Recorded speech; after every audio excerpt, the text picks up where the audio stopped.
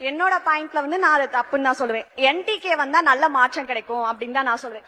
ஏன்னா இலவசம் குடுக்குறாங்க இப்போ, அதுக்கு என்டிகே அவங்க தலைவர் சீமானா நான் சொல்லியிருப்பாங்க, இலவசம் வேண்டாம், இலவசம் வேணும்னா நீங்க அந்த பக்கம் போய்க்கோங்க, இலவசம் வேணானா வாங்க. எனக்கு குடிக்கிற மக்களோட ஓட்டு வேணா, குடிமக்களோட ஓட்டு தான் வேணும், நான் வந்தா டாஸ்மாக மூடுவேன் அப்படின்னு சொல்றாங்க. இதுவே டிவிகே தலைவர் விஜய் சொல்லிருப்பாங்களா அப்படின்னு கேட்டா கிடையாது. சோ ஒரு தெளிவான அரசியல் புரிதலோட நடக்கக்கூடிய ஒரு கட்சி நாம் தமிழர் கட்சியா என்னோட பாயிண்ட் ஆஃப் வியூல இருந்து சொல்றேன். சோ நாம் தமிழர் கட்சி ஆட்சிக்கு வந்தா கண்டிப்பா நல்ல மாற்றம் கிடைக்கும் அப்படின்னு சொல்றேன். ஏன்னா இப்போ 234 தொகுதி இருக்குது. சோ 117 தொகுதிகள்ல பெண்களும் 117 தொகுதிகள்ல ஆண்களும் இருக்காங்க. அதாவது சரிக்கு சமமான அந்த ஒரு வாய்ப்பை நாம் தமிழர் கட்சி கொடுக்கறாங்கன்னு தான் நான் சொல்றேன்.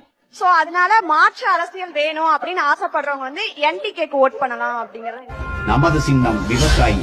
ஓட்டு பாருங்க ஓட்ட, அப்புறம் பாருங்க நாட்டை.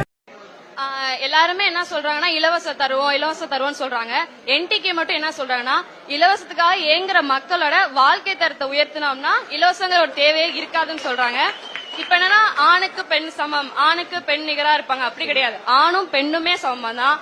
அதே மாதிரி தொகுதி 234 தொகுதியில ஆணுக்கும் பெண்ணுக்கும் 117 இடஒதுக்கீடு கொடுத்து ஆணும் பெண்ணும் சமம்னு நிரூபிச்சிருக்காங்க.